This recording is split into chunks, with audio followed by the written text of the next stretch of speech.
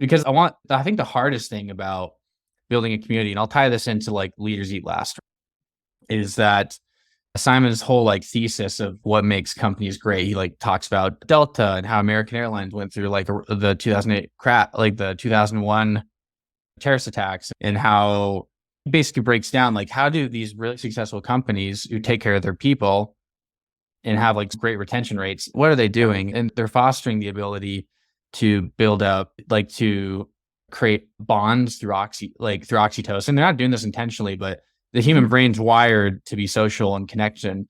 And I think the experience of building that community is, if I need to be able to capture, because I want to actually build relationships from that much attention, right? And if I don't have the ability to build a relationship with someone, I think like there's so far, even at the scale that I'm choosing to run at, missed opportunities. I've known you for over a year on LinkedIn, and I didn't even know you're in Amsterdam, and I could have hit you up when I was in Amsterdam. But if I don't have the systems in place to actually capitalize on those opportunities of meeting these amazing people and be able to say, hey, I'm in town, do you want to grab like a coffee or something and then catch up? That's what I want to be able to execute on. And we talk about how, all these companies, they just talk, he breaks it down to, hey, the company, there's really two beliefs of what business is for. Avoid working for companies or like starting companies that it's all about bringing shareholder value, because then you're just gonna optimize for metrics in the short term to get a return for the shareholders, and you're not providing value to the customer or a cause. And the other people believe that, hey, we're tribal creatures. We've been evolved biologically to be tribal creatures, and a company is meant to move a worthy cause forward, and making money is like part of staying in the game of business, but making sure that the people are taken care of and feel ready to express themselves, and they feel like they're fulfilled, that making sure that like they're feeling oxytocin, serotonin is how you retain people for a long time.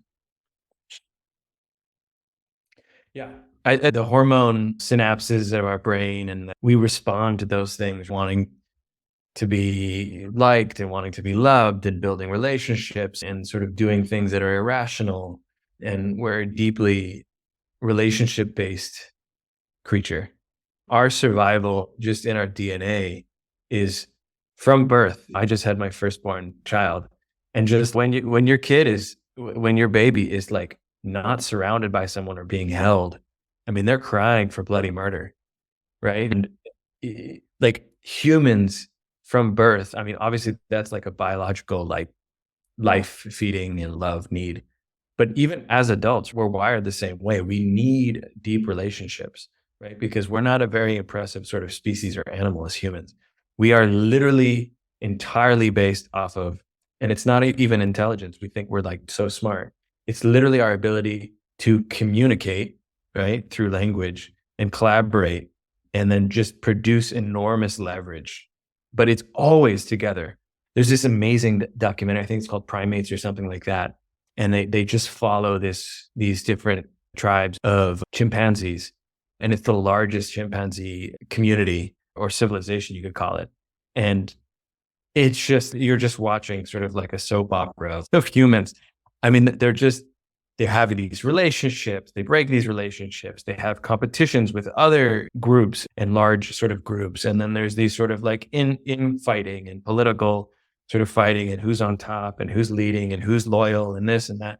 I mean, it's just wild. And so we're built the same way. And our strength is entirely based off our relationships, and our survival is based on that too. And if you can get people to feel connected and to lead people towards a sort of a mission and sort of shared values and a shared sort of like language, and get those sort of like hormones going that really bond people together, then you've got a really powerful company.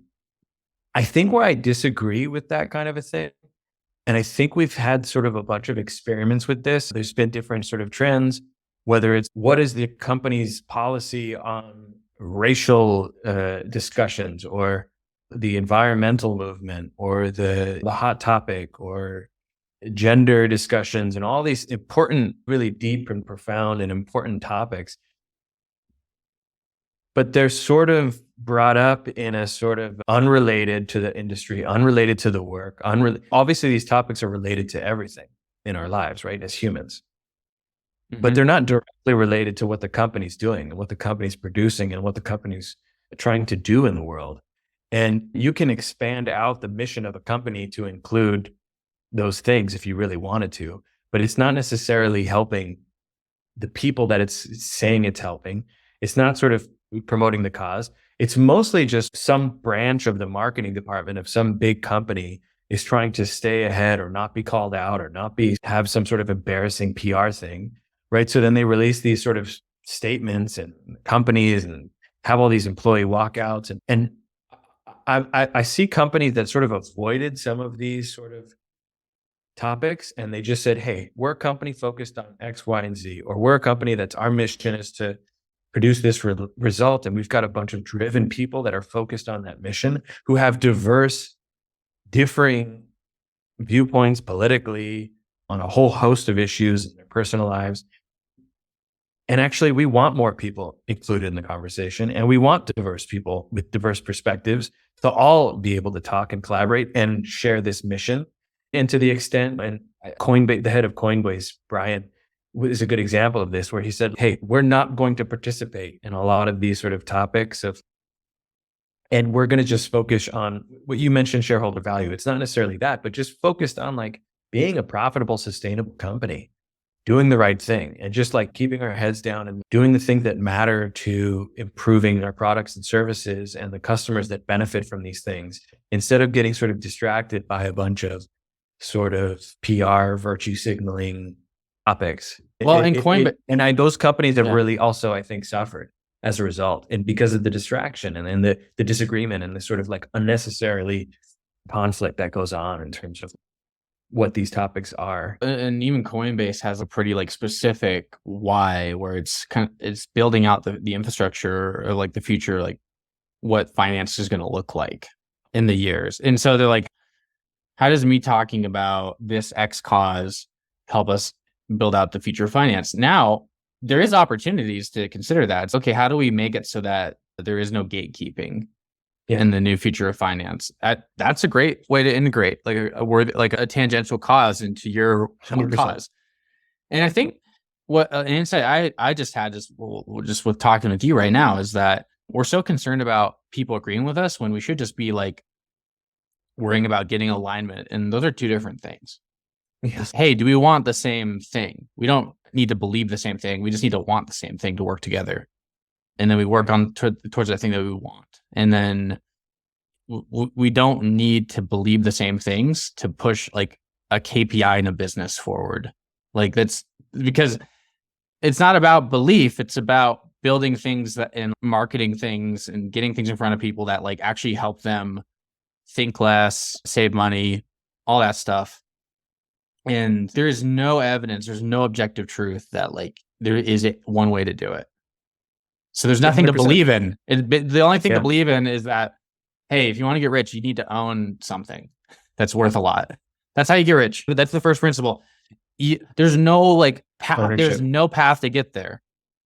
You just need to own something, and then you need to make that thing valuable over time and do it in a way that aligns with what you value, and hopefully you bring people along the way that will help you get there. That's how it is. But everyone's talking about, oh no, you need to create distance from the employees. Like you have to be like Queen Elizabeth when you're a VP, where you can't be seen having an opinion. But that's where I think you get the best work is, hey, if you don't agree with someone and you don't like how they work, just don't work with them. Everyone's critiquing how Airbnb works. And hey, if you want to go be mini CEO PM at Meta, go work for Meta. Like you don't have to make it like Airbnb doesn't like mini CEO PMs. Like they want storytelling PMs. If you don't like that, don't work for Airbnb, but don't put it on Airbnb to accommodate your belief system.